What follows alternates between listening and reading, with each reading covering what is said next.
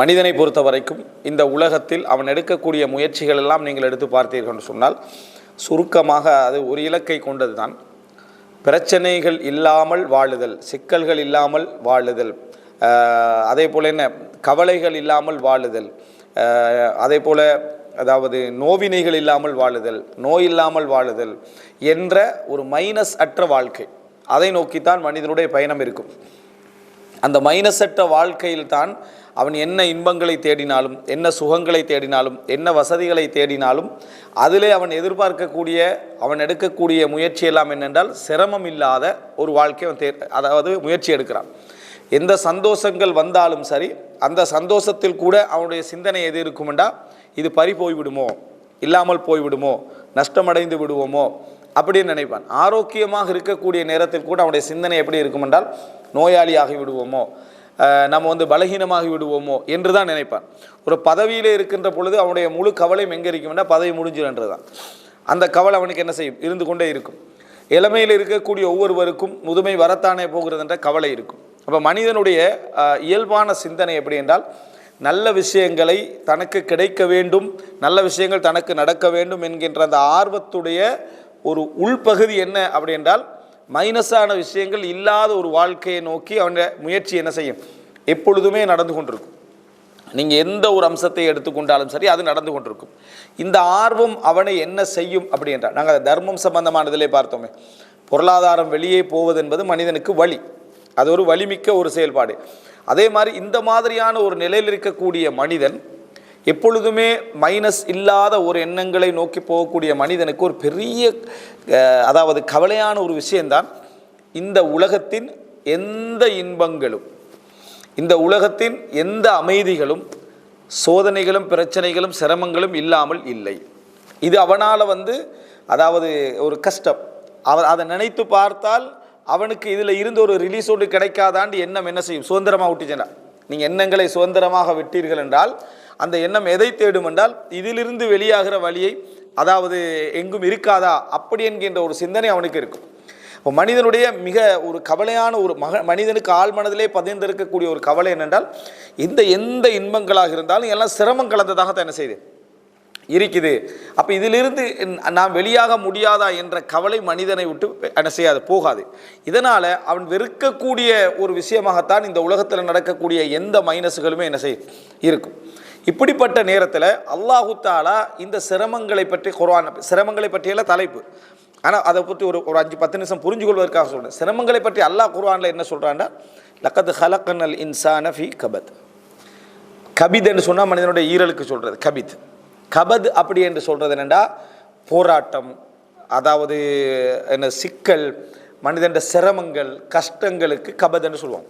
அல்லாஹ் குர்ஆனில் லக்கத் ஹலக்னல் இன்சான ஃபீ கபத், மனிதனை நாம் சிரமத்தில் படைத்திருக்கிறோம், மனிதனை நாம் சிரமத்தில் படைத்திருக்கிறோம். அப்போ நீங்கள் இந்த உலகத்தில் எந்த ஒரு கட்டத்தை தாண்டினாலும், எந்த இன்பத்தை அடைந்தாலும் அதில் உங்களுக்கு சிந்தனை சிரமமோ உடல் சிரமமோ ஒன்று இருந்தே ஆகும். சிந்தனை சிரமமோ உடல் சிரமமோ ஒன்று இருந்தே ஆகும். சில நேரங்களில் ஒரு இன்பமே துன்பமாக இருக்கும், ஒரு இன்பமே துன்பமாக இருக்கும். உதாரணமாக, அதாவது இரவு முழுமையாக முழித்து ஒரு சந்தோஷத்தை அனுபவிக்க நினைப்போம். ஹராமோ ஹலாலோ மனிதன் சிந்தனையில் இரவு முழுமையாக இன்றைக்கு என்னது, நாங்கள் நைட்டில் முழித்து ஒரு டான்ஸு, ஒரு பாடல், ஒரு சினிமா இப்படி நினைப்பான். அல்லது இரவு முழுமையாக முழித்து குடும்பத்தோடு சந்தோஷமாயிப்பான் ஹலாலான வடிவத்தில். இப்படி இருக்கக்கூடிய மனிதனுக்கு உலகத்திலே மிகப்பெரிய நியாமத் தூக்கம். அது ஒரு சிரமமாக அவனுக்கு மாறும். ஒரு இன்பத்தோடு இன்னும் ஒரு இன்பம் என்ன மோதிர சந்தர்ப்பத்தில் அது இன்று தூக்கம் வருது, என்னால் என்ன செய்ய முடியவில்லை, என்னால் சந்தோஷமாக இருக்க முடியவில்லை என்ற ஒரு சிரமம் எதா மாறுது, ஒரு இன்பமே அவனுக்கு என்ன செய்யுது, துன்பமாறுது. முழுமையாக அவனுக்கு தூக்கம் இல்லாமல் இருக்கிறது விருப்பமானு கேட்டால் இல்லை, இந்த நிமிடம் மட்டும் என்ன செஞ்சிடும், அது இல்லாமல் போயிடும். சில இன்பங்கள் சில நேரங்களில் வரக்கூடாதுன்னு கூட மனுஷன் என்ன செய்யறான், நினைக்கிறான். அதனால் அல்லாஹ் தஆலா என்ன சொல்லி காட்டுறான்டா, லக்கது ஹலக்னல் இன்சான ஃபீ கபத், மனிதனை நாம் சிரமத்தில் படைத்திருக்கிறோம். சிரமம் என்றா அது அவனை விட்டு போகாது. வயிற்றில் அவன் கர்ப்பமாக இருக்கக்கூடிய நிலையில இருந்து, அந்த தாய் சிரமப்படுறதுல இருந்து, அதில் நாங்கள் சிரமப்படுறதுல இருந்து வெளியே அவன் பால் குடிப்பதற்கு கூட கதறி பால் குடிக்க வேண்டும் என்கின்ற அமைப்பில் அல்லாஹு தஆலா என்ன செய்திருக்கிறான், வைத்திருக்கிறான். அவன் பால் குடிப்பதாக இருந்தாலும் அப்போ அந்த நேரத்தில் நம்ம கவலைப்பட்டிருப்போம், அந்த நேரத்தில் வேதனைப்பட்டிருப்போம், அந்த நேரத்தில் சிரமப்பட்டிருப்போம். ஆனால் நாங்கள் மறந்துடுவோம். ஆனால் நாங்கள் மறந்துடுவோம். அப்போ அந்த ஒரு விஷயத்தை கூட அல்லாஹ் தஆலா சிரமம் என்ற பகுதியில் இருந்து தான் இறுதி வரைக்கும் மனிதனை வச்சுக்கிறான். அப்போ முதல் விதியாக ஒரு முஃமின், அதாவது ஒரு முஸ்லீம் அல்லாதவர் இந்த விஷயத்தில் எப்படி பொருந்தி கொண்டாலும் சரி, ஒரு முஸ்லீம் என்ன செஞ்சிடணும்னா, முதலாவது நம்ம இந்த உலகத்தில் சந்தோஷமாக நிம்மதியாக இருக்க வேண்டும் என்றால் அந்த சிரமத்தை வாழ்க்கையில் ஏற்றுக்கின்றது. அந்த சிரமத்தை ஏற்றுக்கொண்டு விட்டால் பிரச்சனையில் முக்காவாசி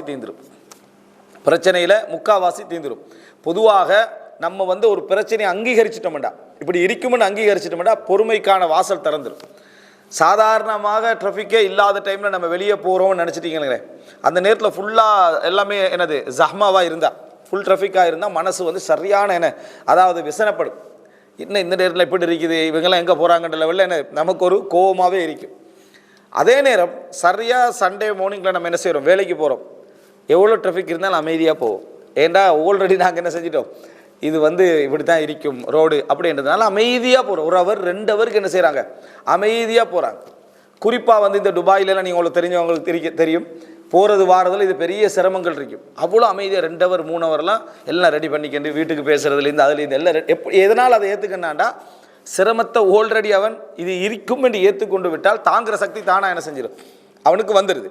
இல்லாத நேரத்தில், எதிர்பாராத நேரத்தில் அது வந்த உடனே தாங்குகிற சக்தி என்ன செஞ்சிருது, போயிடுது.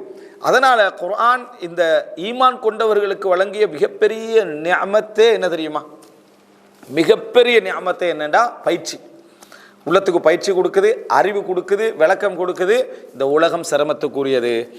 இந்த சிரமங்களோடு தான் நீங்கள் என்ன செய்யணும், வாழணும். இந்த சிரமங்களை தவிர்த்து வாழ முடியாது. அது என்னது சுன்னத், என்னது வழிமுறை. அதில் நீங்கள் மோதிக்கிறீங்கன்னு சொன்னால் இருக்கிற சந்தோஷமெல்லாம் என்ன செஞ்சிடும், போய்விடும். இருக்கிற வேதனைகள்லாம் அதிகரிச்சிடும். ஏன்னா எனக்கு இப்படி இருக்குது, ஒரு நோய் வருது, நோய் வார டைமில் நோய் வந்துட்டு இப்படித்தான் அப்படின்ட்டு எக்ஸப்ட் பண்ணுற டைமில் உள்ள பொறுமையும், இதிலிருந்து எப்படியாவது வெளியாகணும் என்று போராட்டம் நடக்கக்கூடிய டைமில் உள்ள அந்த மன கவலைகளும் வேறு வேறு. குடும்ப வாழ்க்கைன்னு நீங்கள் எடுத்துக்கோங்க. குடும்ப வாழ்க்கை என்றால் பிரச்சனைகள் இருக்கும் என்று விளங்கி புரிஞ்சவனுக்கு பிரச்சனை 25 தான் இருக்கும். ஏன்னா அவன் வார எல்லா பிரச்சனையும் அந்த 75க்குள்ளே போட்டுருவான். இது இருக்கிற விஷயம்தான். ஆனால் ஒரு பர்ஃபெக்டான சந்திர ஒளியில் பூத்தூவின வாழ்க்கைன்னு ஒருத்த கற்பனை பண்ணி தான் வைங்களேன், இதுதான் குடும்ப வாழ்க்கைன்னு யாராவது சினிமாவில் பார்த்து அப்படி ஒரு கற்பனை பண்ணி இருந்தான்டா, அவன் என்ட்ராயினத்திலிருந்து வேதனையில் தான் இருப்பான். என் வைஃப் எனக்கு செட் ஆகலை, பொருத்தம் இல்லை, நம்மளை மெச்சாகி போவதில்லை, என்னடான்னு பார்த்தா இவன் பண்ணின கற்பனை இல்லை. அங்கே பண்ணின கற்பனை அவனுக்கு மட்டுமில்லை, உலகத்திலே இல்லை அந்த கற்பனை.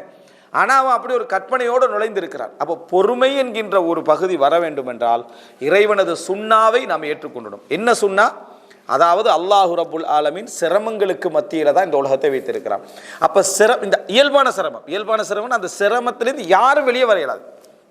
எந்த குழந்தையும் வெளியே வர இயலாது, எந்த தாயும் வெளியே, எந்த மனிதனும் அதிலிருந்து வெளியே வர முடியாது.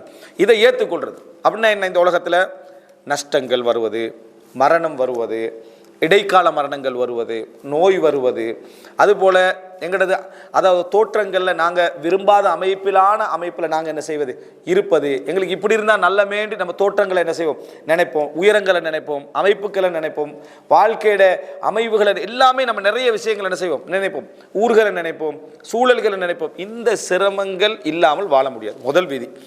இதை ஒரு மூமின் ஃபர்ஸ்ட் ஏற்றுக்கொள்ள பழகணும். கபத், இந்த வாழ்க்கை என்பது கபதோடு உள்ளது. அப்படின்டா இதை விளங்கிட்டான்டா, உலகத்தில் எந்த சந்தோஷம் வந்தாலும் ஒரு முஃமின் அதில் பேராசையோடு வைக்க மாட்டான்.